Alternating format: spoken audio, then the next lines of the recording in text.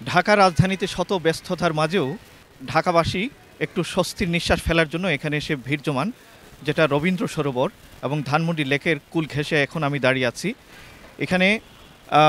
এসে নানাজনের সাথে আমি কথা বললাম এবং আমি দেখলাম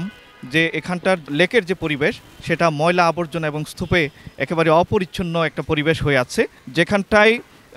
মানুষজন বলছিলেন যে সবাই একটু বিনোদনের জন্য আসলেও এখানে এসে যত্রতত্রভাবে ময়লা ফেলে এই লেকটাকে দূষিত করছে, যেটা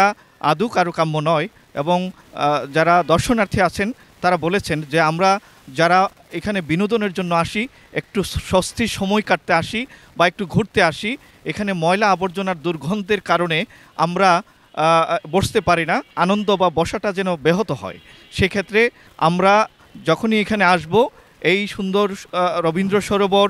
এই ধানমন্ডি লেক বা এত সুন্দর একটা প্রকৃতি, আমরা যেন এই লেক পাড়টাকে আমরা পরিষ্কার পরিচ্ছন্ন রাখি এবং সবসময় আমরা সুন্দর পরিপাটি রাখতে পারি আমাদের এই শহরটাকে, সেদিকেও আমাদেরকে খেয়াল রাখতে হবে। তো দর্শক, এই ছিল ধানমন্ডি লেকের পাড় থেকে Mohammad Rafiqul Islam, master media television, Dhaka.